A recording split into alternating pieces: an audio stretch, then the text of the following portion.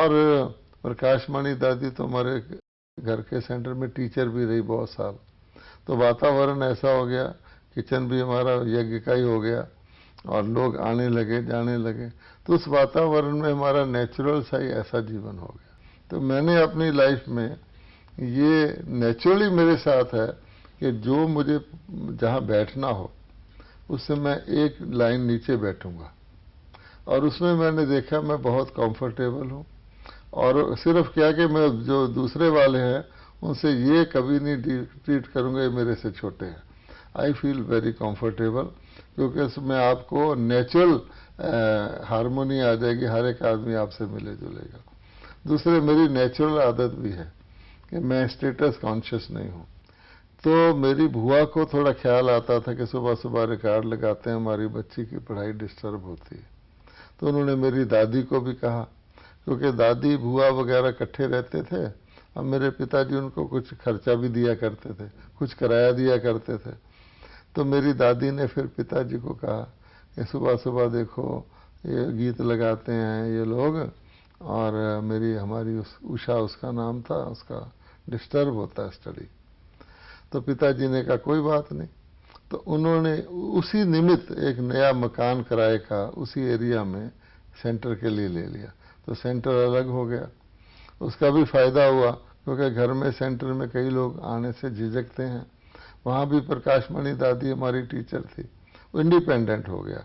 तो ये इस प्रकार का ऑब्जेक्शन आया था, लेकिन हमने इसका भी फल देखा।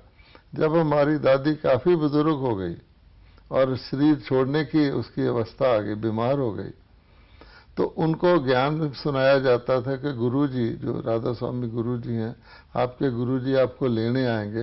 जो अच्छी आत्मा होती है उसको विमान में गुरुजी लेकर जाते हैं। तो वो उसने सुना हुआ था सालों साल से।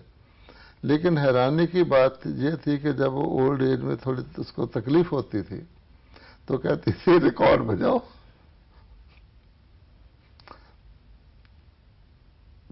वो जो रिकॉर्ड, जिस रिकॉर्ड को ऑब्जेक्ट किया करती थी कि पढ़ाई खराब होती है, उसको चैन तब आता था जब वो रिकॉर्ड बजा दो, उसकी दर्द कम हो जाती थी, और रिकॉर्ड हट जाए तो फिर तड़पने लगती। तो हमने देखा ये भी एक वंडरफुल असर है ज्ञान का। तो इस प्रकार का ऑब्जेक्शन हुआ था।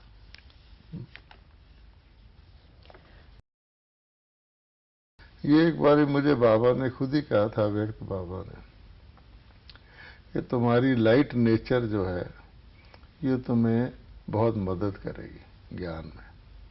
तो बाबा ने खुद कहा था लाइट नेचर है, तो मेरी नेचर नेचुरली लाइट है, और वो उस कारण से मुझे कुछ भारी नहीं लगता, बल्कि दुनिया वालों को कुछ भारी लगता भी हो, मुझे नहीं लगता, खेल की तरह लगता। यानी आज तक कोई डिफिकल्टी क्या होती है वो मुझे महसूस ही नहीं होती। जब बाबा की बॉडी को वहाँ ही परमिशन लेकर वहाँ ही उसका संस्कार किया गया था, जिसको आजकल शांति स्तंभ कहते हैं, तो वहाँ भी जब उसको अग्नि देने से पहले कई रस्म होती है, दूध अग्नि देते आदि, तो किसी किसी को अलाउड था कि उसमें जाके लकड़ी डाले, हमें भी अलाउड था। तो एक भाई था मेरे साथ, मैंने कहा भाई बाबा ने तो कहा हुआ है कि जो सती होती है वो साथ ही चली जाती है, हैं? और मैं भी सोच रहा हूँ कि लेकिन मेरे को कन्फ्यूज़न हो रहा है। तो उसने कहा भाई हमने अपने पूरे विक्रम विनाश कर लिए हैं, हम कर्मातीत बन गए, जो हम ऐसे करेंगे, इधर ही रहो। अच्छा, वो भी मुझे अच्छी तरह सीन याद है। फिर जब ठंडी हो जाती है चिता तो वो चुकते हैं। तो बड़ी पुरानी बहनें आके कि बाबा की कोई कोई चीज़, ये देखो बाबा का दांत है, उसमें बड़े फाइन फाइन चीज़ें निकलती है, बड़ी नेचुरल, ये बाबा का है। तो उसमें दूध पानी डाल के हमको भी ये मौका मिला था। लेकिन किसी भी सिचुएशन में हमको ये फील नहीं हुआ।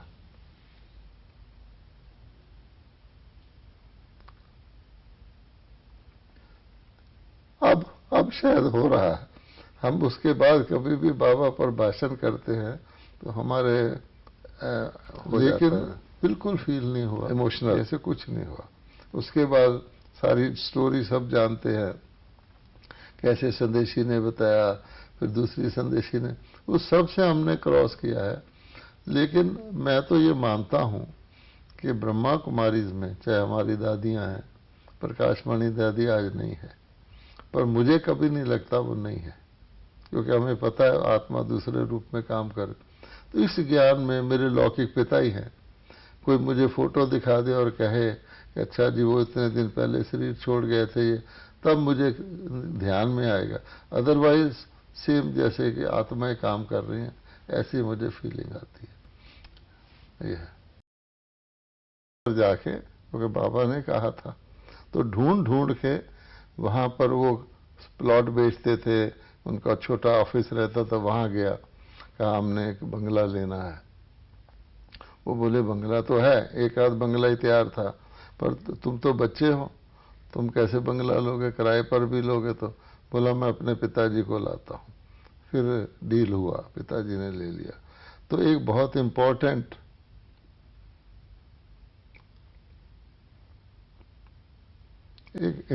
यज्ञ की सेवा हो गई। और आज वो रजौरी गार्डन, वो तो किराए का बंगला था, वहाँ एक आध मकान और लिया गया। आज वहाँ पर अपना बाबा का बहुत बड़ा डीडीए ने अलॉट किया हुआ स्थान है। मेरा ख्याल वो पहला ही स्थान था जो डीडीए ने अलॉट किया, वहाँ अपना बाबा का स्थान है। और वहाँ जब वो ग्राउंड थी तो बाबा उसमें क्रिकेट खेल लेते बच्चों को खुश करने के लिए। और मेरे पिताजी स्कूटर चलाते थे, मेरे पिताजी ने भी क्रिकेट खेला था, और बाबा उनकी स्कूटर के पीछे बैठ के ग्राउंड में चक्कर भी लगा।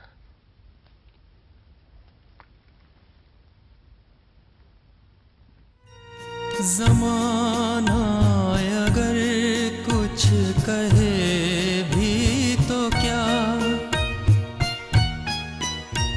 मगर तुम न कहना हमें बेवफा। तुम्हारे लिए हैं, तुम्हारे रहेंगे, न ये चांद होगा न तारे रहेंगे, मगर हम हमेशा तुम्हारे रहेंगे, न ये चांद होगा।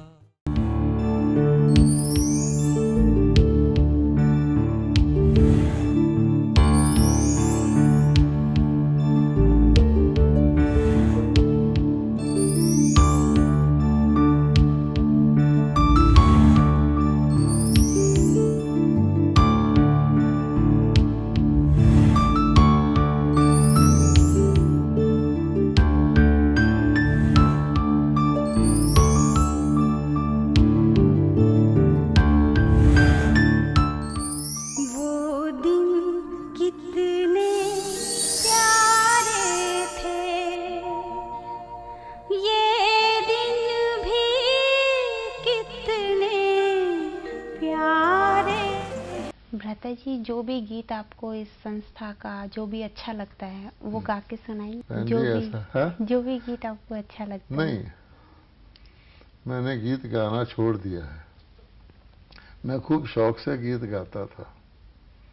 तो एक दिन मेरे को याद ख्याल आया कि बाबा जो था, कभी तो अलाउ कर देता था, अच्छा बच्चे गा लो, वो भी हमारे को खुश करने के लिए। लेकिन अंदर से बाबा इस प्रकार की एक्टिविटी पसंद नहीं करता था। मुझे गीत गाने का और कविता बनाने का शौक था। और मैं कविता, बाबा जब शाम को जाते थे, वहाँ लेक है ना, लेक के पास एक मंदिर है, तो मंदिर के पास बाबा के साथ बच्चे बैठते थे, और मंदिर का जो महंत था उसको भी बुला लेते थे बाबा। तो कुछ ना कुछ बच्चे, कभी हम गीत गाते थे, कभी कविता सुनाते थे। तो एक तो ये है मेरे साथ कि मैं अपने आप भी रुक जाता हूँ। उस वक़्त बाबा के सामने मुझे अच्छी तरह याद है कि बाबा मम्मा एक स्थान था आप शायद वो आपको गवर्नमेंट का सर्किट हाउस बन गया, जहाँ पहले ब्रह्मा कुमारी का हेड क्वार्टर था। तो उसमें मेन सीढ़ियाँ थी, और सीढ़ियों के नीचे जो खाली होता है, पोर्च होता है, वहाँ बाबा मम्मा बैठ जाते थे सीढ़ियों की तरफ मुंह करके, और थोड़े से बच्चे होते थे, सब सीढ़ियों में बैठ जाते थे, तो कुछ ना कुछ गीत वगैरह करते थे। तो फर्स्ट टाइम प्रकाश मणि दादी और रतन मोहनी दादी वो जापान से आए थे, और जापान से कुछ वो मास्क भी लाए थे, चेहरा जो लगा लेते हैं। तो मैं उस वक्त बहुत पतला था, अब मुझे यही रहता था मैं मोटा हो जाऊं, हड्डियां निकली हुई थी, तो लड़कियों जैसे मेरे हाथ थे। अगर मैं मास्क लगा लूं कोई पहचानता नहीं था ये भाई है या बहन है। तो वैसे मैं शर्मीला था, पर उन्होंने मुझे मास्क लगा दिया और कहा कि डांस करो। तो दादियों के वो हो रहा था जापान में आने वालों के, तो मैंने डांस किया, किसी ने मेरा मास्क उतार दिया, मैं वहीं खड़ा हो गया जम के, फिर उसने लगा दिया। तो इस तरह था। बाद में जब मैंने फ्री हो गया तो मैं बहुत कविताएं लिखा करता था और बाबा को सुनाता था। तो कभी कभी तो बाबा सुन लेते थे, कभी आधी सुन के कहते थे बच्चे इन चीज़ों में क्या रखा। अच्छा, तो हमने देखा बाबा को, अंदर से बाबा चाहता था हम तपस्या करें। अब क्योंकि मेरी नेचर भी लाइट है और ये गीत वीत में मैं करता रहा हूँ, तो अब फिर एक दिन, कुछ दिन पहले मैंने सोचा अब मेरी अवस्था दूसरी हो गई है, मैं भाग भी नहीं सकता, सैर भी नहीं कर सकता, अब मुझे चेंज हो जाना चाहिए। और सांस भी मेरा जो है ना, अब वो नहीं रहा। तो अभी मुझे कोई पकड़ पकड़ के भी आगे चल नाच लेता था, अब मैंने छोड़ दिया। मैंने कहा बहुत हो गया, अब मुझे साइलेंस में रहना है, सुनना है, क्योंकि अब मैं बोलना भी चाहूँ तो मेरे को सांस नहीं चलता, ये बात है। अब तो कभी अव्यक्त बाबा कह दे तो फिर मैं एक लाइन गा देता हूँ, उस वक़्त गाना पड़ता है, लेकिन अदरवाइज नहीं।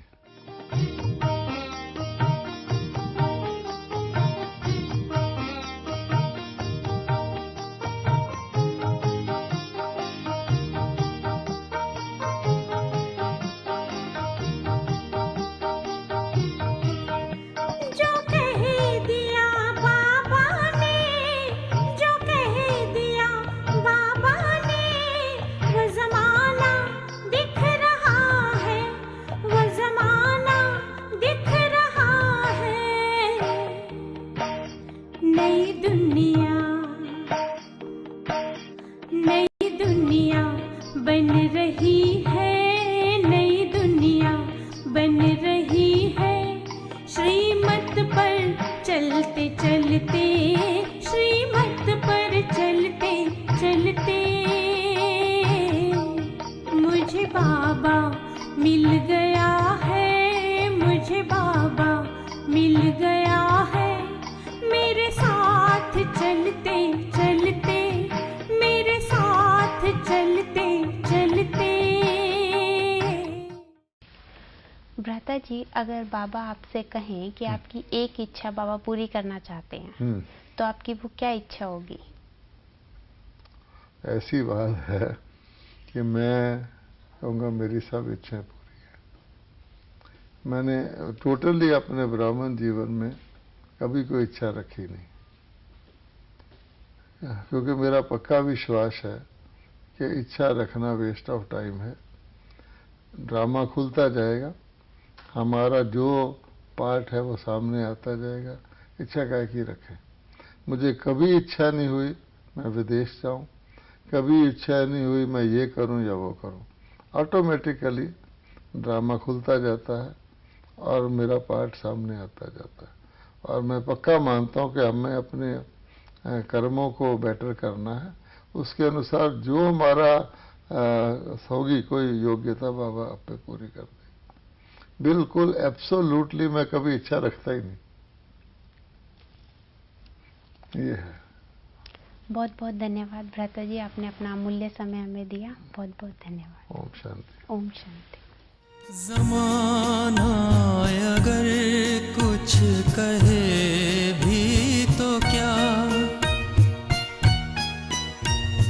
मगर